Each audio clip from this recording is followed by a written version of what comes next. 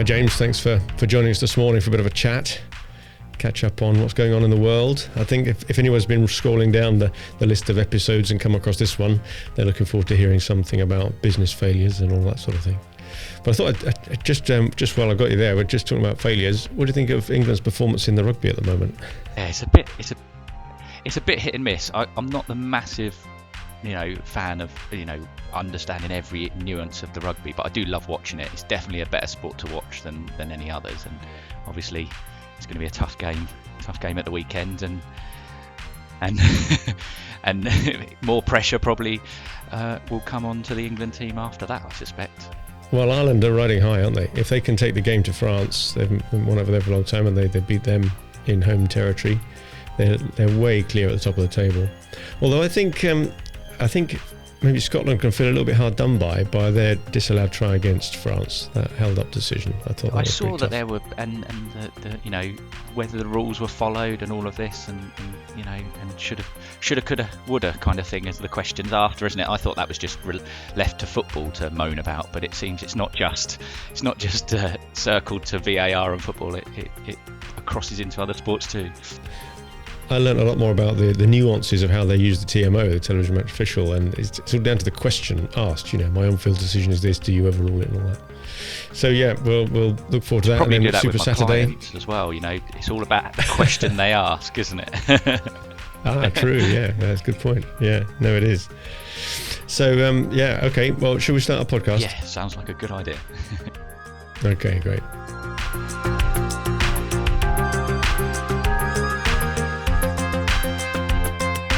So hello and welcome to another episode of the SME Growth Podcast, brought to you from Wellmeadow. Every week we try and come up with some interesting stuff to share with you, really intended for the use of owners and senior managers of small and medium-sized enterprises, SMEs.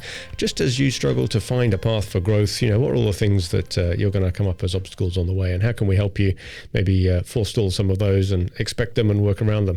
And we're very lucky today to have a guest in the studio. We've got James Bennett with us. Good morning, James. Hi Dave, thank you so much for having me. It's an honour and I'm looking forward to it. Oh, no, that's great. Well, you found our podcast and you're one of several now, an increasing trend of people requesting to come on the show, which is very flattering.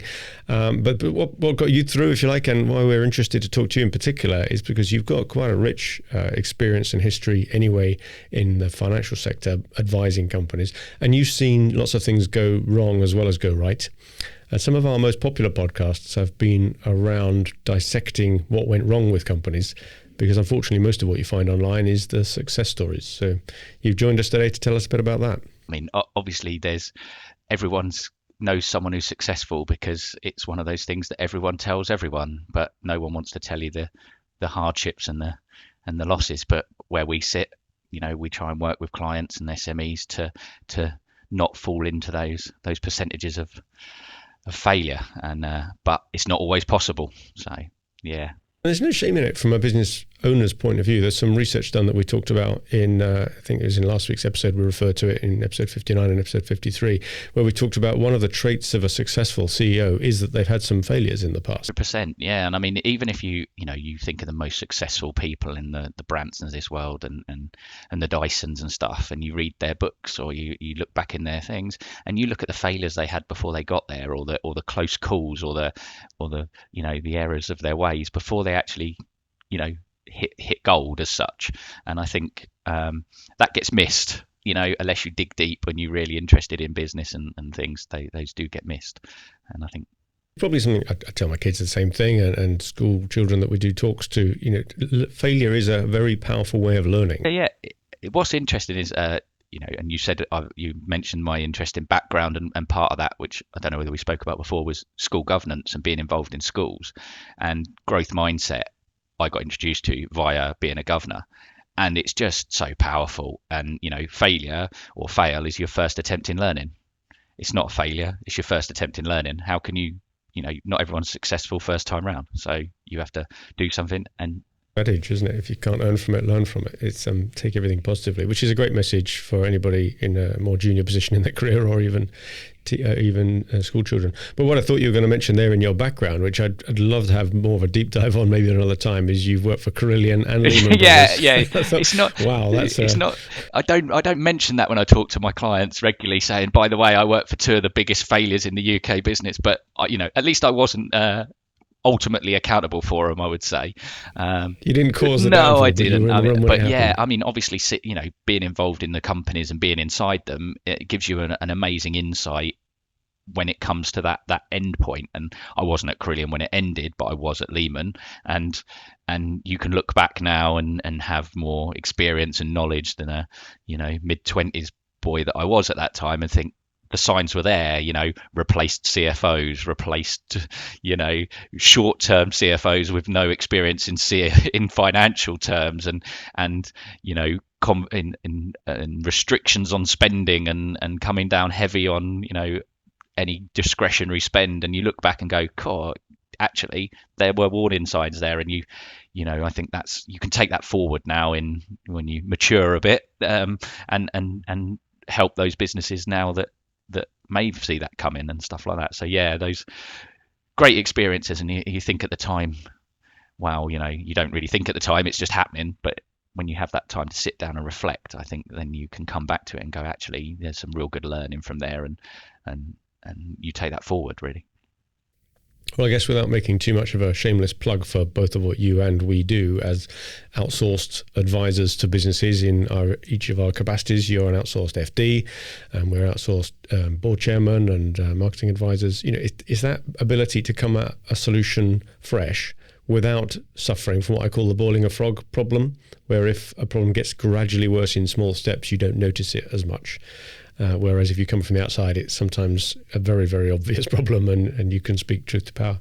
And I see it so many times, even with one person startups or larger companies, where there's just an overburden on one person doing everything, and that's the way we've done it. And there's groupthink, and or people come in and just do it the same way. And the experience that I can bring, or you can bring to the table, is that you've looked at 20, 30, 40, 50, hundreds of situations that have been similar, and you can bring what's worked really well. And it happens across every industry. And we're a big advocate when we go into a business or talk to a business about bringing experts into certain areas on short term to give that business a bit of a kick up the arse, to say, and move it along quick. Something that can take 6 to 8, 10 weeks can be done in a week with a specialist, and then the business can move on and crack on quicker. But it's highlighting and getting buy-in around that short-term pain, which tends to be a spend,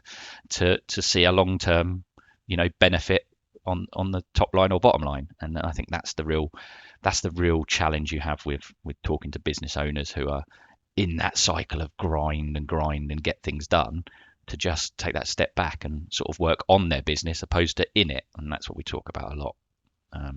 Yeah, I guess we cover that a lot. And something you mentioned at the beginning of that was, it's not just the ability to spot those early warning signs that maybe others have missed or are ignoring willfully, but it's coming up with a solution for it as well. It's all very well saying you're running out of cash. Oh, no shit, Sherlock. We spotted that too. Yeah, but have you looked at this? Look at your debtor days. Look at what you're doing with your creditor days. Look at all that stock you've got over there, or WIP or whatever. What are you doing with this? How about your pricing? And really force some of that change in. Pricing is famously the fastest fix you can make. Oh, I mean, I don't know if you want to go into stories right now, but that sits really brilliantly with a startup we had. Where literally a mechanic on the side of the road, emergency mechanic for goods vehicles, started a business, running, just cracking along, think he's doing really well, he's invoicing loads out, but he's going, I've got no money, and I've got no money. And so we again, startup business, we probably spend more time with him than he pays for, but we're looking long term with him, because I think, you can get a sense of people, can't you? Are they, does he have his head screwed on? Does he, if you give him a bit more knowledge, I think he can go far. And we sat down and did a whole thing with him, sort of looking over his, how financial statements work, what that means from what that means from a business point of view. We also looked at sort of his tax calendar and estimates to give him a thing, because one of the biggest things is they run their bank account business from their bank account. And then we go, by the way, you've got a VAT bill of $7,000, or you've got a corporation tax bill of $18,000, and there's no money to pay it. So and then we looked at sort of how his cash flow worked, and we went, well, it takes you at the moment across all your clients 29 days to get your cash in. Not bad, actually not bad. But then you deep dive on that, and you find that his 5 biggest clients, that debtor days goes up to 45 to 50 days, and 60 in some cases. So interesting for a business like that. Why are they not having more cash transactions? Why have they even got a debtor problem if they're dealing with consumers? They're not. It's truck repairs. Oh, so it's a more of an invoicing. Yeah. Situation. So they're going into large hauliers and stuff like that. So there is a 45-day payment run from invoice date and 60-day, and so his debtor days. He thought his debtor days were 30 because that's what everyone he could see, or we showed. But actually, when you deep dived, it was worse, because his bigger clients took him even longer to pay. And then you look on the flip side, like you said, and you go, what's your payable days? And he's buying the bits there and then. No trade accounts, no thing. So, you've got no money because your cash is going out the door to fix the trucks. And on the backside, you're not getting paid for 45 days, 60 days in some cases. Yeah. And you mentioned there that he's running the business by the bank account. And we see that too often, especially for smaller businesses, because I know it's easier to do. And the sort of halfway fix we've got there, obviously we're trying to persuade them to have better monthly reporting and have an acknowledgement of what a balance sheet is for. A lot of small business owners run it by the P&L and don't really understand balance sheet. That's all for the accountants. So you try and explain a little bit about what that's there for, and that it's important and that's there for a reason. But the sort of halfway house we try and get people used to the idea of is jam jar accounting, as we call it. When your grandma used to put pennies in the jar on the mantelpiece for the electricity bill or for the birthdays or for whatever you need.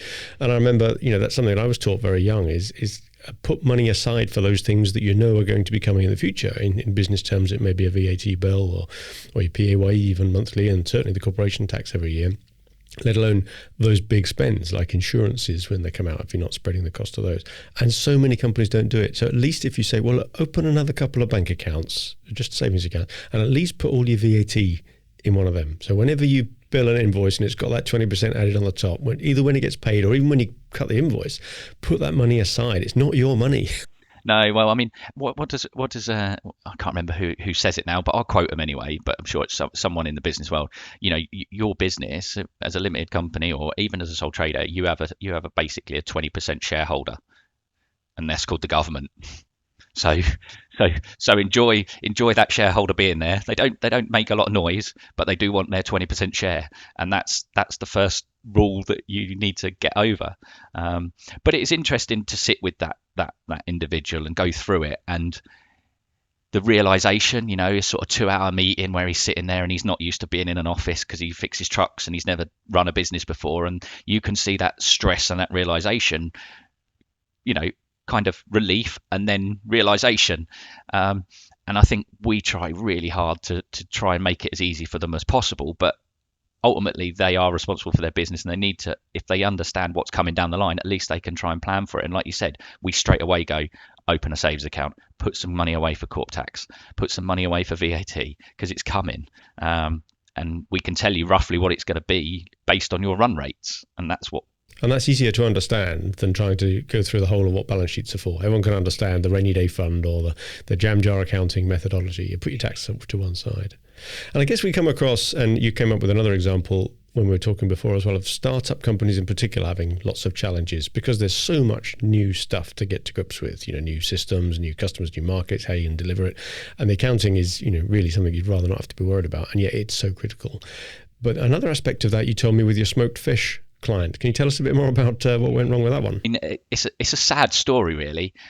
So I was contacted by a client who had been through a government-funded business prep scheme. So he came to me with a beautiful budget, cash flow, done his market research apparently, and was ready to go, and was looking for an accountant to set his company up and get going. and his premise was that he was going to smoke salmon and smoked octopus by some beautiful oils that were flowing in, especially from Greece, and it was going to be high end stuff going into top fishmongers, and it looking back again, I guess it's hindsight. Should I have questioned his budget? Should I have questioned him a bit more? But he was comfortable. He was positive. He spent thousands and thousands, probably six-figure sums, on setting up a dark kitchen, effectively, to smoke this salmon and octopus. He did a trial run of it, got some samples, and then went out in West London to some of the high-end fishmongers to offer them free samples to see if they wanted to stock it. And they instantly sort of said to him, I can't buy any fish off you whatsoever. I can't buy anything off you because we are effectively under a cartel of who supplies us fish. If I buy off you, how would you know that? If I buy even this little bit, even if I take this off you for free, I will, without a doubt, someone will tell my supplier and they will cut me off, and no one will come in and supply me with the rest of the fish I've got, because there isn't anyone who supplies my other day-to-day stuff. And so, you can criticize. It's easy with hindsight, isn't it? Everybody's got perfect retrospective vision, and it's easy to say, oh, we should have known that. But we fell into that trap ourselves as Wellmeadow. We developed a software product, must be 15 years ago now, for the legal market, back in a time when the Solicitors Regulation Authority changed a rule, and it created a real headache for all solicitors everywhere. It was all to do with the amounts they keep on account for clients, where the residual amount, after you've moved house and you've done stuff or you settled a probate matter, you might end up with £4 left in the account, but added across the country, it was millions.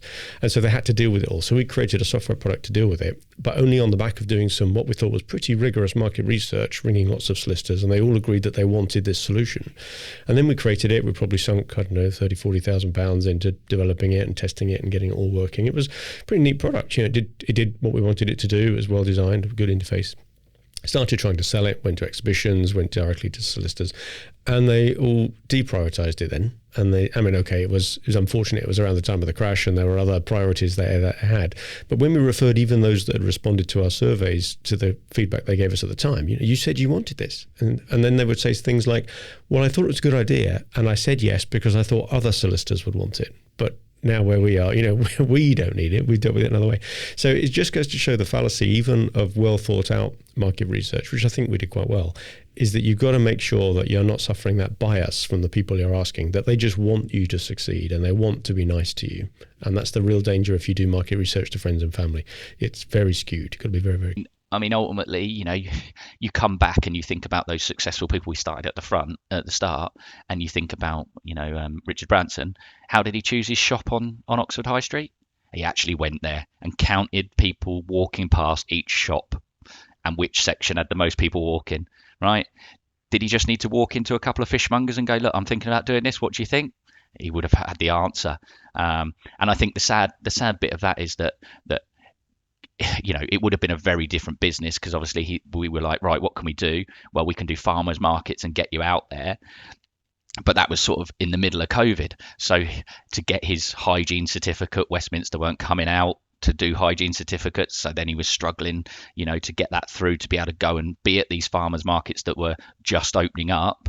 And ultimately, like every business, it ran out of cash, and he's sitting. Having planning, proper reporting, making sure you're well enough funded, all those things that come to play.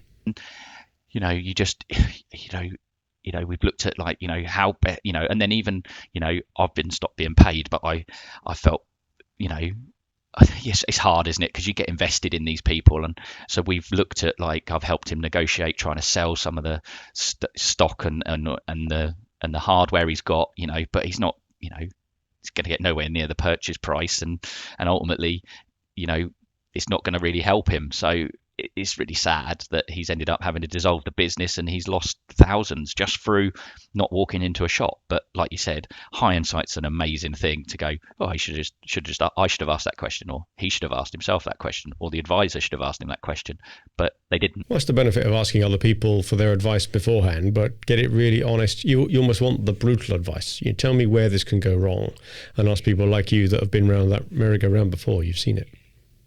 Nasty one.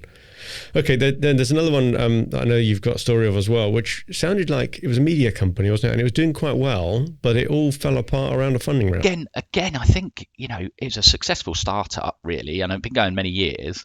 And they were a print-only media company. So based in London, you went into the tube stations and train stations, and they had the free magazine there all the time, and you pick it up and you have a read, and it's got a few articles, and they had a really good owner who had some good contacts and had some great people in the magazine and stuff, and it was going well.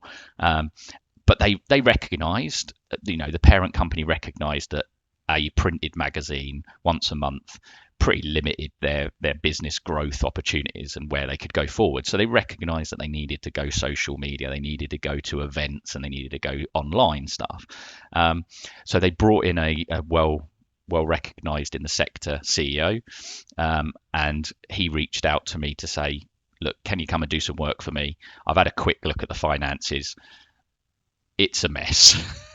And can you come in, give me an assessment of the finances, and also I've got a large internet-based company that is looking for a two-phased investment, 600,000 initially with a further million plus in a year's time if we deliver on what I've told them I can deliver on. So I had two jobs to go in there to do. So I went in, and the first step was looking at the finances. At least they were on a computer system. They were on Xero, so that gave me half a fighting chance.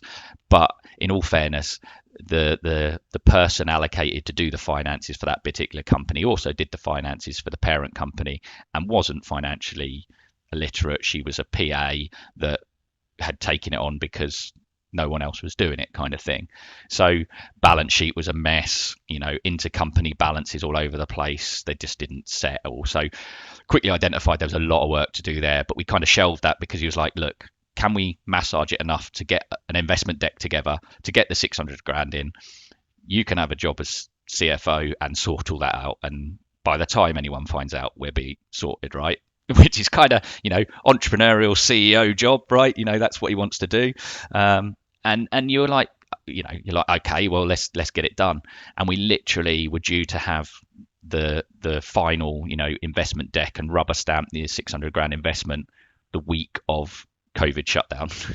Literally, timing couldn't have been worse.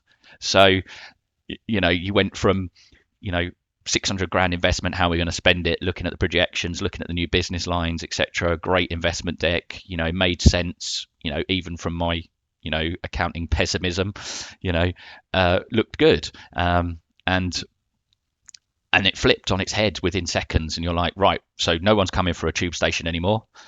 There's no further magazines going to be printed or happen or any further revenue because we're not going to advertise anymore. What's that mean for the business? So it was like, we went from one side to the other, right? Forecast on what's it mean? How do we reduce costs? What's going on? And I did, we did some real projections, and obviously it didn't look good. And we had meetings with myself and the CEO had meetings with the parent company, and didn't hear much back. And then I got a call from the parent company CEO saying, "Can you jump on a call with me, please?" So I jumped on the call, and he had my forecast there, had basically deleted the CEO salary out of the forecast. and you quickly realize that the cost savings that we looked at were not good enough, so he's fired the CEO, and now I'm recontracting with the parent company to see if we can save this underlying company without a CEO and kind of the CEO of the parent company doing it. But when you dug down into it and looked at the cash flow and looked what they were doing, they were actually, and again, it comes back to that first bit of who's looking after the finances at the start. They were funding the Future magazine. They were funding the Prior magazine, sorry, with future advertising revenues from the magazine coming out. So where they would go out and drum up advertising. Like a Ponzi scheme. Yeah. So as soon as the music stopped and there was no Future magazine, they couldn't pay the bills of the last magazine. So there's some lessons in there about revenue recognition, isn't there, and understanding really where you stand. But I mean, okay, COVID was the final nail in the coffin, or was it the only nail? I don't know. Do you think the CEO coming in that case took a too big a gamble? Did it effectively bet the farm on one strategy? No, I don't think the actual incoming CEO was the issue. I think he was very good. His track record was good in growing businesses and growing revenues in that sector, and his ideas were right, and I think he could have delivered it. I think it's actually the parent company who had put, they were the biggest loser. They lost over $500,000 in directors' loans, effectively, or loans into the company. But they didn't manage their cash flow. They didn't manage their understanding of the business was so limited in that they didn't realize they were paying for the old publication with the new publication. And, like you said, revenue recognition and cash flow understanding and was the challenge there. And I think the CEO that came in had a good idea of that as well, but was hoping to get the cash injection and then get into the other media sources and deal with that once everything was going. And yeah, I guess it's intoxicating in a way, isn't it? Especially if it's what you've been used to all along. The cash just keeps coming in, and there's that whole cash cycle that works as long as everything is stable. But as soon as you have this interruption, like it's about at the start, wasn't it? In owners doing stuff and it just happening, and people coming in and saying like, all right, I need this doing to the PA, I need these invoices sending out, and I need this bank account wrecking, and I need this filing, and I need this accounting, and the only person that looked at the accounts really was the external accountant at the end of the year that kind of went into zero, did a few accruals, and then produced some accounts. So I come across some business owners, even of reasonable sized businesses, and I think Richard Branson's one of them, which is massive, who says, look, I don't have to be the financial expert. As long as I sell at a higher price than I buy, everything will be okay. And clearly there are cases where that works, but I would say more commonly in my experience, if you're a leader of a business, you've got to know the numbers. You can't hide behind the fact that that's what you employ an accountant to do. If you don't fundamentally understand the various levers in your business and what drives costs and what drives cash flow, then at some point you're going to get caught out. I think I'm a massive fan of Richard Branson's, but it's probably a bit of a throwaway line that by the time he was in that position, he would already had a team around him and was already had a decent business. There's no way he went from zero to $500,000 with no idea of what he was doing. He understood where he needed to put his shop to get the best footfall. He understood how to negotiate free rents and keep costs down. He understood, he didn't buy Necker Island, at an inflated price. The asking price was something like 300,000 and he offered 75,000. He's not financially stupid. He has. I think it's part of the Branson brand. He probably likes to come across as a little bit, just like the rest of us. Anybody can do it, but actually he's a lot more savvy than. And I think that's. But you're right in that. There's the right time to bring the right people in, and it goes down to what you do, right? You get to a certain size, and you're looking for investment, or you're looking to be more I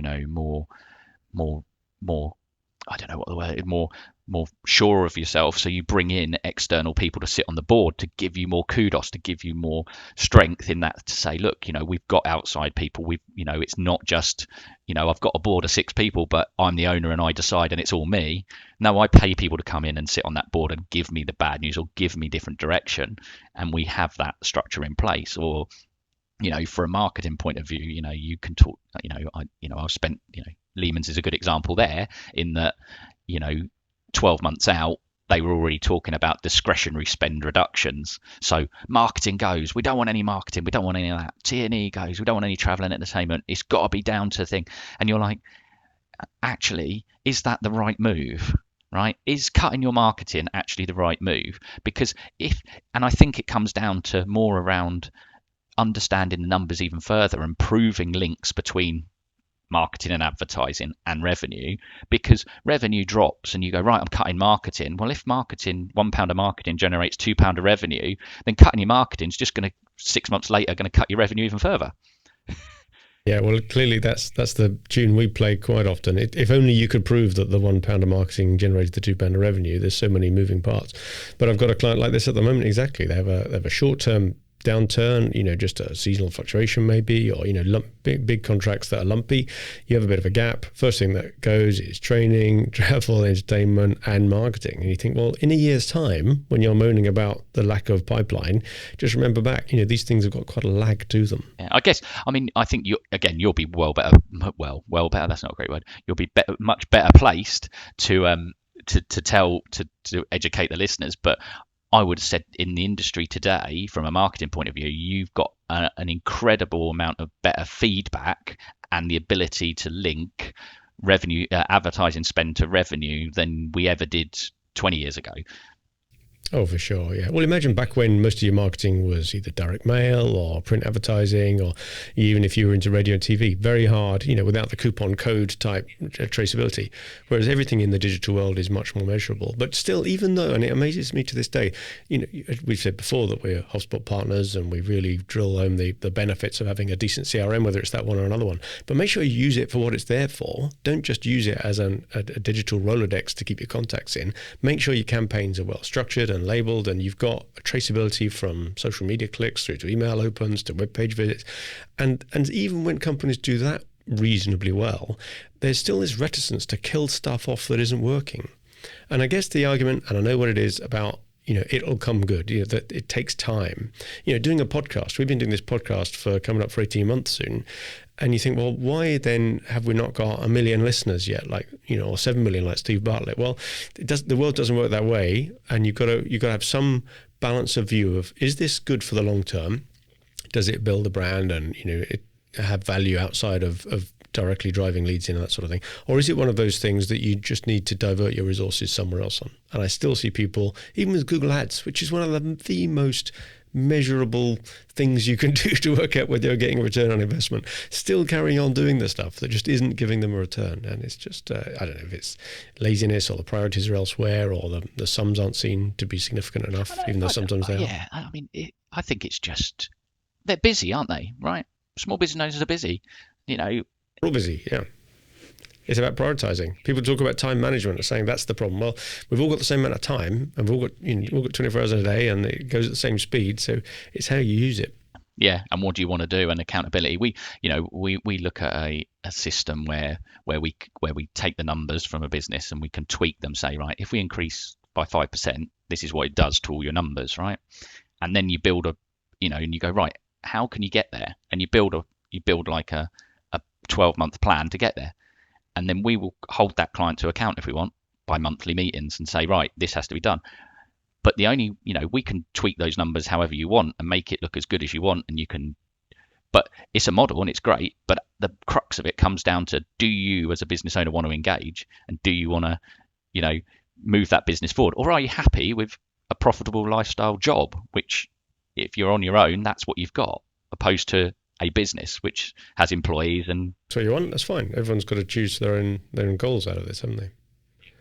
Good. That's been really useful, James. Fantastic. I just wanted to flag up some of the previous episodes that we've recorded, which talk about this sort of subject, businesses that didn't go quite as planned. And right back to episode 22, still one of our most listened to episodes ever, when Phil Caudle came in and talked about the demise of his latest business, which was in the plastics industry, and he'd started trying to diversify and the plastics was designed for the exhibition and conference market, which once again through COVID took a big dip.